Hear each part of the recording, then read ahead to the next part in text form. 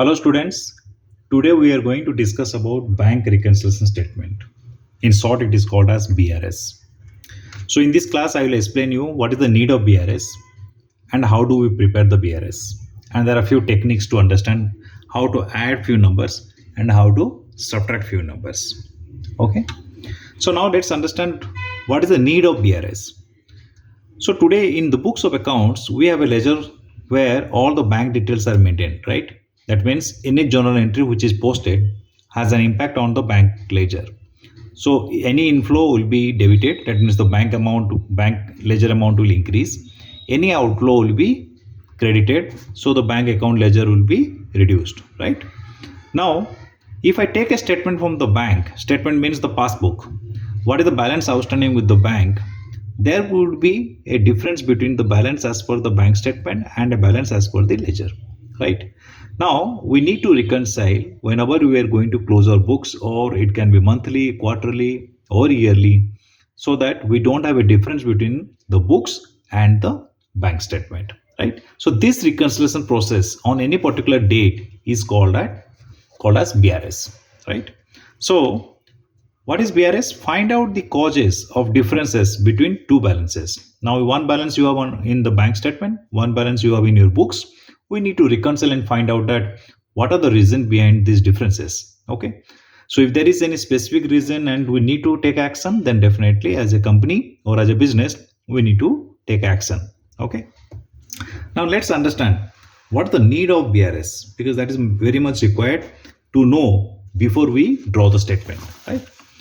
So the first point is highlight the cause of difference, right? So the management team as well as the accountant will know when he prepared the reconciliation that whether there is an error or a wrong accounting or something has been accounted by the bank but not accounted by the company. So all these causes of differences will be highlighted. Okay. Second is minimize the chances of fraud by accountant. This is very important for a company and mostly when they deal much in the cash, right? So accountants can mislead by passing wrong entries, correct?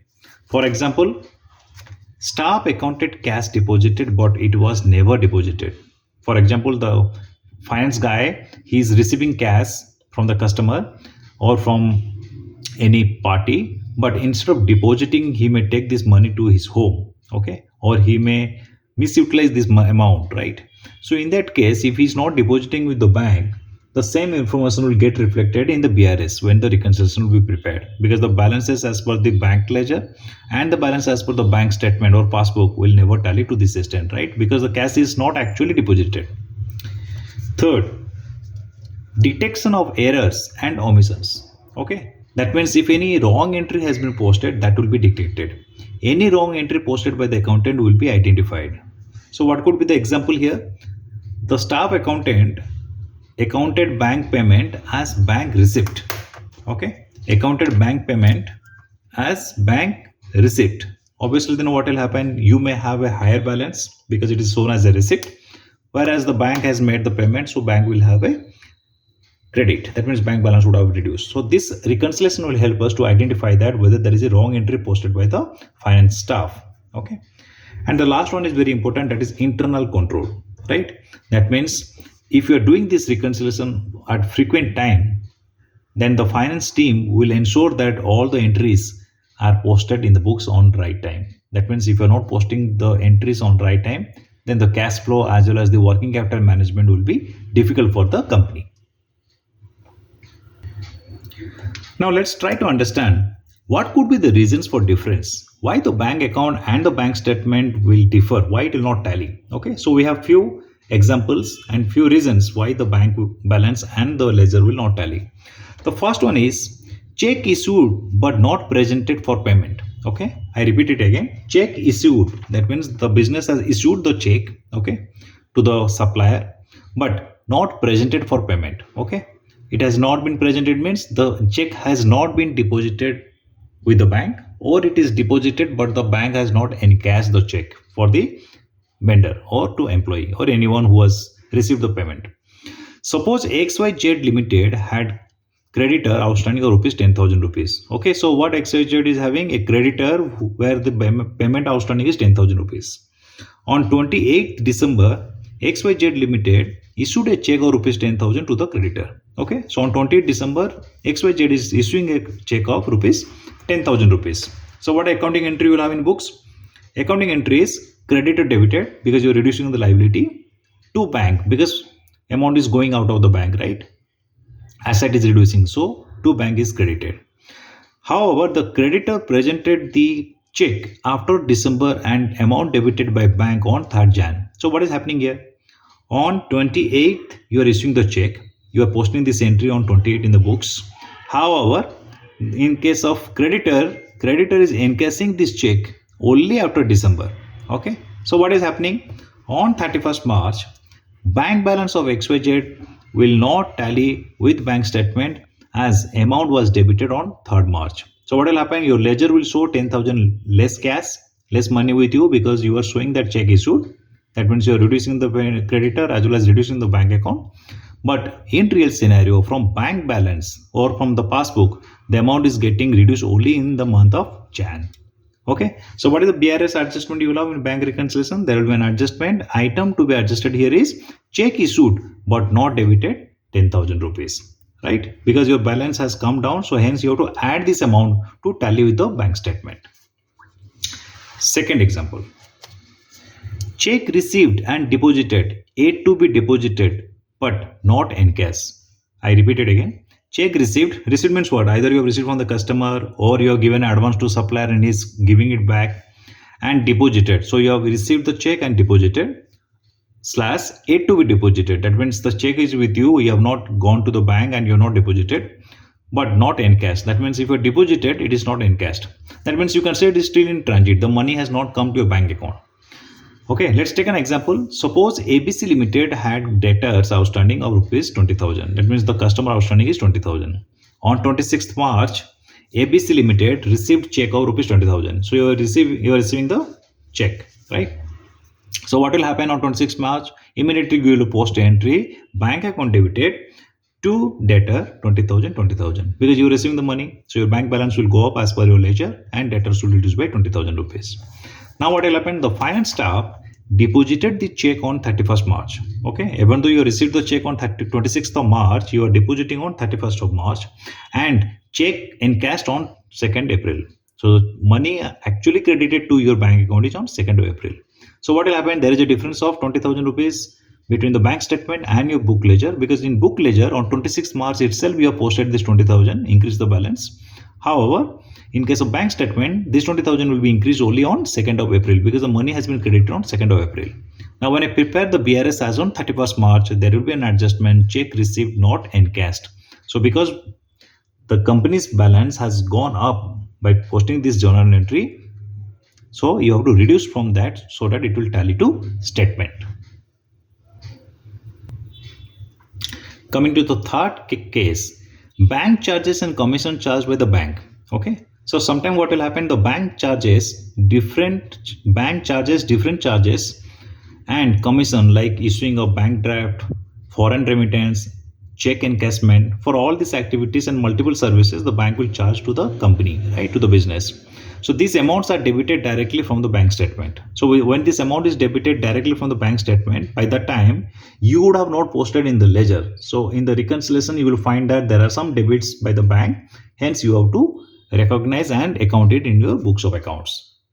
Fourth point, check deposited but dishonored by the bank. Check deposited, that means you have collected the check from the customer. Okay, but what is happening? The bank is dishonoring that. What is the meaning of dishonored? Dishonored means bank not encashing the check. That means you have received the check, but because of few reason, the bank is not encashing and not crediting that amount to your bank account. So what could be the reason of not encashing it, or the reason for dishonor? One is sufficient balance not available. That means the customer has given you a check, but he doesn't have balance. So bank is not able to collect that money from the customer. Second, there could be signature of customer mismatch. That means the signature on the check is not matching with the bank account. Third, it could be wrong date. If there is a wrong date, then definitely the check will be bounced and it will not be encashed. So the treatment is same here under BRS as the check deposited not encashed. Here the thing is that we have given to the bank, but it is not encashed. So it is equal to the same treatment. Additionally, one more entry we have to post in book is reversal of cash collection entry, because you have collected and it has bounced, so you have to post one more entry, that is debtors account debited to bank account. Fifth point is interest charged by the bank and interest credited by bank. So there could be two reasons. One is bank is charging interest on you because of the loan or bank overdraft provided to the business. At the same time, if you have deposited any money in the bank, then bank will give you interest. So these entries will automatically flow into the bank statement. Okay. So by checking or by doing the BRS, we'll find that these are the amounts which need to be accounted in the books, and then you have to regularize those entries in the book of accounts. Okay, so this will be one of the reasons where there will be a difference between balances as per the bank ledger and bank statement. Coming to point number 6, auto debit through bank. Sometimes what will happen that there may be few payments which will be auto debited. You would have activated in the bank side saying that these payments should go automatic. Okay, like automatic EMI, automatic insurance premium. There are a lot of examples where automatically the payment will get debited from the bank statement. So in this case, once the amount is reduced from the bank balance, accounting entries will be posted. So whenever you do the reconciliation, you will come to know that these are certain expenses which has been paid directly by the bank because you have given instruction. Now you have to regularize those entries in the books of accounts. Point number 7, direct payment by customer to the bank account. So here what is happening, the customer is directly making payment to the bank statement, or you can say bank account, hence you have to regularize, right? This is mostly in case of online payment. In case of check, anyway the check copy will come to you, hence you will post the entry first and encashment will take time. But think about a case where the payment has been transferred online or NFT, where the amount has come to the bank statement, and again you have to regularize the entry in the books of accounts. And the last one is wrong entries, duplicate entries posted by accountant. So if there is any wrong entry posted, the same will get reflected in the bank reconciliation. So let's get into an illustrative so that we will understand more further how the BRS is prepared.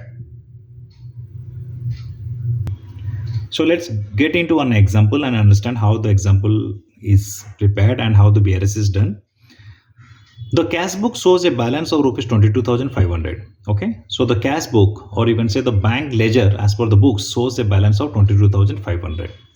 On comparing the cash book with the passbook bank statement, the following discrepancies are noted. So there are few items which has difference, or you can say when the reconciliation is prepared, these are the items which are seen to be different compared to the bank statement and the ledger. So what are the items? 1, checks issued but not presented for payment. That means you have issued the check but the customer has not, or sorry, the vendor has not presented in the bank. How much? 1,600 rupees. Second, checks deposited into bank but not collected. That means you got the money from the customer, you deposited in the bank but it has not been encashed. 1,900. Bank paid insurance premium on customer behalf. So this is mostly your automatic payment where 500 rupees has been debited but you have not accounted. Bank charges charged by the bank. So bank has debited automatically from your passbook, that is 30 rupees, you have not accounted. Direct deposit by the customer into the bank account, 800. So the customer has paid online directly to your bank account, hence you have not accounted. It is only accounted in the bank statement. Interest investment collected by the bank on trader's behalf. That means this is the income which the bank has recorded as a credit increase in balance, but you have not accounted. Now, when you go to the solution, there are a few tricks you need to keep in mind. So when you prepare the bank reconciliation statement, you start with the balance as per the cash book. That means as per your bank ledger. And that is 22,500, right? If you see here, the balance was 22,500, right? So we are starting with the same example, or balance as per the cash book, 22,500. Now add. There are 6 items, right, where we have discrepancies. 6 items. What we are going to add now is the important part which you need to focus, and why it is added also you need to understand. Check issued but not presented. So what has happened when you have issued the check, the balance as per the cash book has reduced, right, when you issued the check, because you assume that the money will go out from your cash book. So issued but not presented. Because it is not presented, your statement is having higher amount. So to match with the statement, what do you need to do?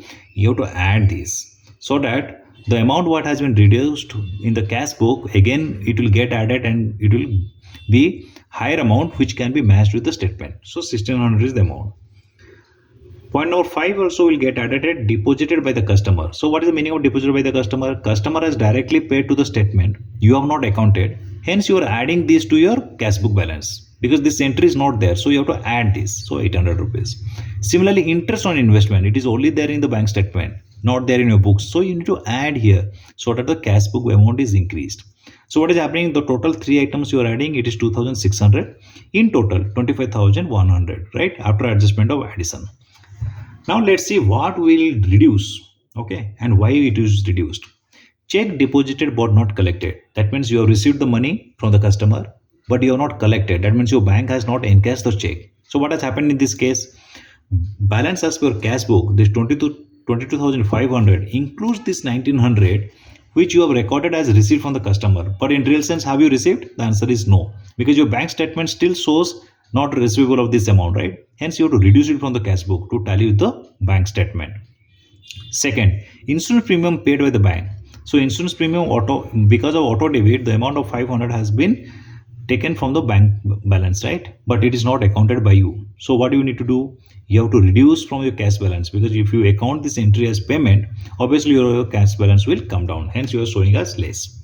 Similar bank charges. It has been debited from your bank statement, but what has happened? You have not reduced it from your cash book. The net adjustment is 2430. Now 25,100 minus 2430 amounts to 22,670. So bank balances as per the passbook is 22,670. Hope now you understood how the BRS is prepared. Why these items are added? It is added because these items are either reduced the cash balance, or this has not been recorded. There could be two things, right? Not been recorded as increase in balance of the bank. Similarly, here there could be a situation that something has been debited from the bank statement, but that has not been accounted, or you have received a check increasing the cash balance, but in real sense it has not been encashed. Hence, your statement is showing lower balance. Okay, hope you understood the bank reconciliation. There are many classes regarding journal entries and ledger. Please have a look on that. You will have different perspective to understand how the journal entry and ledger is prepared. Let me know in the comments if you require more example of BRS, then definitely make one more class on BRS examples. Thank you.